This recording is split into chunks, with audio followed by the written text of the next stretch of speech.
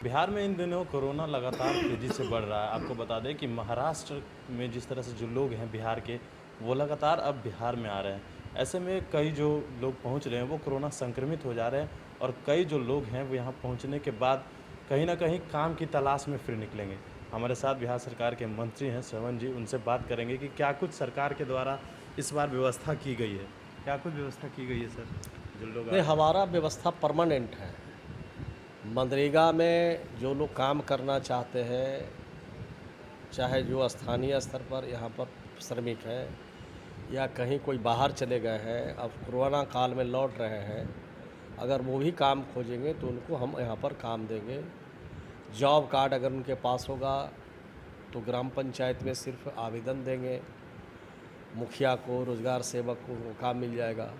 अगर उनका job card नहीं होगा तो उनका जॉब कार्ड के लिए आवेदन देके जॉब कार्ड उनका बन जाएगा, तुरंत उनका काम उनको मिल जाएगा। साल में 100 दिन काम देने के लिए गारंटी है सरकार की, गारंटी सरकार लेती है।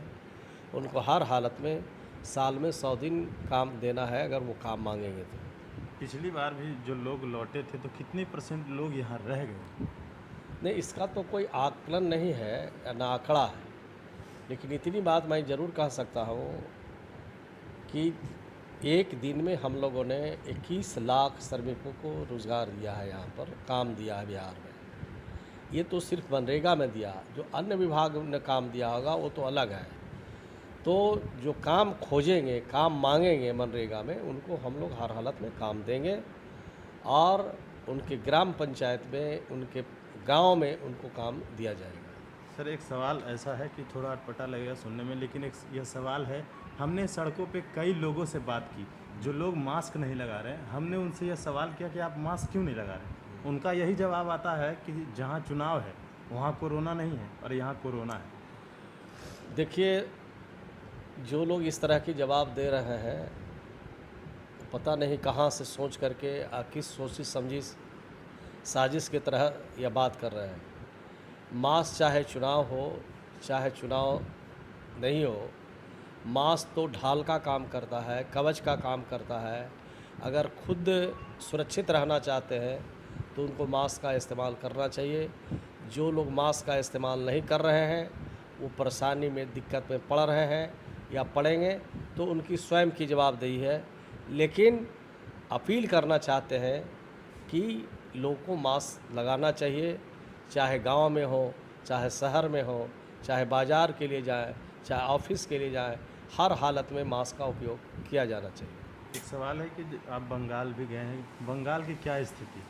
वहाँ दिन प्रतिदिन लगातार देखिए, बंगाल में चुनाव हो रहे हैं और बंगाल में जनादेश किसको मिलेगा यह तो आने वाले दिन में पता चलेगा। लेकिन बंगाल में जो शांति चाहिए, जो आपस में मिलत चाहिए, जो वहाँ डेवलपमेंट चाहिए, जो वहाँ न्याय के साथ विकास होना चाहिए, आज भी वहाँ सड़कें बदहाल है, आज भी लोगों की सुविधा नहीं है, आज भी वहाँ पर कल कारखाने जो पहले से थे वो बंद होते जा रहे हैं। तो बंगाल में लगातार जिन लोगों का शासन रहा है, उन लोगों ने बंगाल को ठीक से देखा नहीं, ठीक से वहाँ काम नहीं किया, लोगों की चिंता नहीं की, बल्कि सिर्फ़ और सिर्फ अपनी पार्टी की चिंता की, अपनी कैडरों की चिंता की और जनता को भगवान के भरोसे छोड़ दिया। नेता प्रतिपक्ष लगातार इन दिनों हमलावर हैं, कभी ट्वीट के माध्यम से तो कभी मीडिया के माध्यम से। क्या लगता है, जिस तरह से बात कर ले लॉ एंड ऑर्डर की या बेरोजगार को लेकर, लगातार ये हमलावर है? वो तो चलता रहता है। नेता प्रतिपक्ष को सार्थक सुझाव भी कुछ देना चाहिए। सिर्फ और सिर्फ कमी ही सिर्फ नहीं उनको दिखे, कैसे उस कमी को दूर किया जा सकता है, इसके बारे में भी उनको बताना चाहिए। अभी तो कोरोना काल है, कोरोना काल में भी थोड़ा नेताओं को संयम बरतना चाहिए। वो बंगाल जा रहे हैं, झारखंड जा रहे हैं, जहाँ इच्छा है वहाँ जाएं, लेकिन नेता प्रतिपक्ष को का भी काम है सार्थक सुझाव देना। एक आखिरी सवाल रहेगा कि बंगाल में जिस तरह से ममता बनर्जी पर चुनाव आयोग ने एक दिन के लिए प्रचार करने से रोक लगाया, तो इस पर नेता प्रतिपक्ष ने कहा है कि बीजेपी जो चुनाव आयोग है वो बीजेपी आयोग हो गया है। ये किस तरह की अब टिप्पणी? वो तो ज़्यादा पढ़े लिखे लोग हैं, जानकार लोग हैं, वो जो कहते हैं उनको देश की जनता उसका जवाब देगी। लेकिन मैं इतना बात ज़रूर कह सकता हूँ कि राजनीति में हिंसा का कोई जगह नहीं है, राजनीति में हिंसा का कोई स्थान नहीं होना चाहिए। जो हिंसा फैलाने में, हिंसा भड़काने में जिन लोगों का योगदान हो, चाहे किसी भी राजनीतिक दल के लोग हैं, किसी भी पॉलिटिकल पार्टी के लोग हैं, उनको उनके खिलाफ सख्त कार्रवाई सरकार के द्वारा किया जाना चाहिए।